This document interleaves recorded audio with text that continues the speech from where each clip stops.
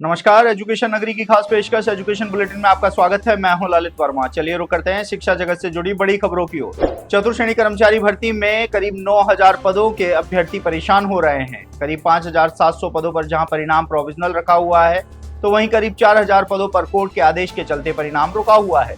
हालांकि एकल पीठ के आदेश को बोर्ड ने खंडपीठ में चुनौती दे दी है, तो वहीं अब अभ्यर्थी जल्द सुनवाई की मांग कर रहे हैं। वहीं एक बार फिर से युवा अपनी मांग को लेकर बोर्ड अध्यक्ष के सामने बात रखने की तैयारी कर रहे हैं।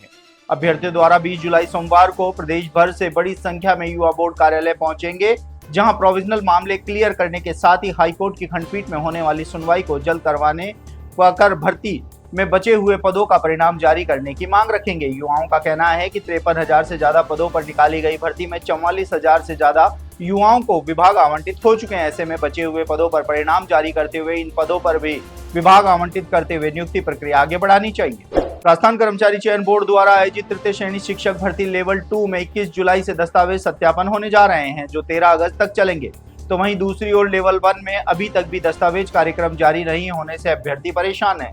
पिछले लंबे समय से अभ्यर्थी दस्तावेज सत्यापन कार्यक्रम जारी करवाने की मांग कर रहे हैं, तो वहीं दूसरी ओर डीवी कार्यक्रम को लेकर अभ्यर्थी लगातार विभाग और बोर्ड के चक्कर लगा रहे हैं। अभ्यर्थियों ने आरोप लगाया है कि जब विभाग जाते हैं तो जवाब मिलता है कि बोर्ड से पूरा डेटा नहीं मिला है, तो वहीं बोर्ड जाते हैं तो बोर्ड की ओर से कोई संतोषपूर्ण जवाब नहीं दिया जा रहा है, जिसके चलते अभ्यर्थी असमंजस की स्थिति में है। अभ्यर्थियों ने जल्द से जल्द डीवी कार्यक्रम जारी करने की मांग की है।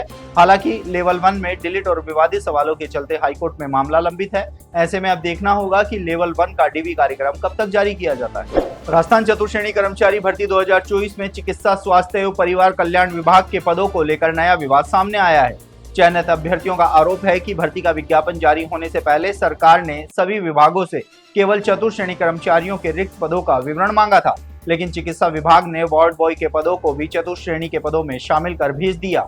विभाग आवंटन के बाद यह मामला सामने आया है कि अभ्यर्थियों ने मांग की है कि चतुर्थ श्रेणी और वार्ड बॉय के पदों में अलग अलग रखा जाए। उनका कहना है कि वार्ड बॉय का कार्य, जिम्मेदारियां और पे लेवल चतुर्थ श्रेणी कर्मचारियों से अलग है। यदि विभाग उन्हें वार्ड बॉय के पद पर नियुक्त करता है तो ये भर्ती नियमों और विज्ञापन की भावनाओं के विपरीत होगा। अभ्यर्थियों ने चेतावनी दी है कि यदि उनकी मांग पर जल्द निर्णय नहीं लिया गया तो वे न्यायिक राहत के लिए राजस्थान हाईकोर्ट की शरण लेंगे। नीट यूजी 2026 के परिणाम में मेडिकल कॉलेजों में सामाजिक बदलाव का नया ट्रेंड सामने आया है। इस वर्ष सफल अभ्यर्थियों में लगभग हर दूसरा छात्र ओबीसी वर्ग से रहा।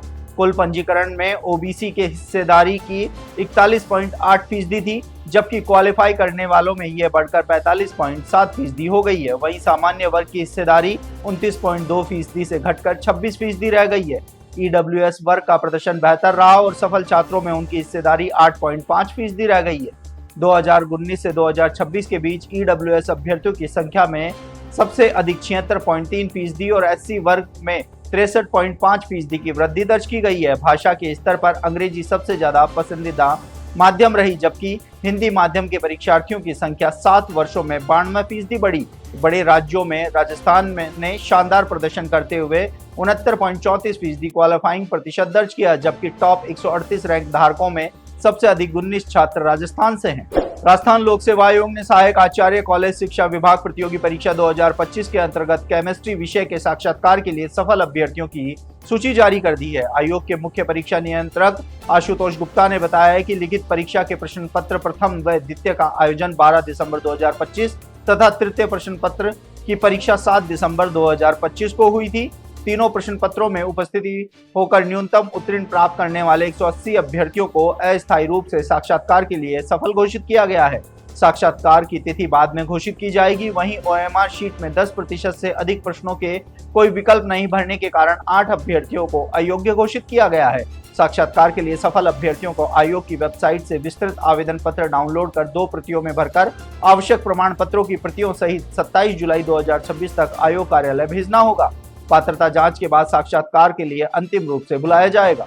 तो ये थी शिक्षा जगत से जुड़ी तमाम बड़ी खबरें। कल फिर से आपके साथ रूबरू होंगे, तब तक के लिए नमस्कार।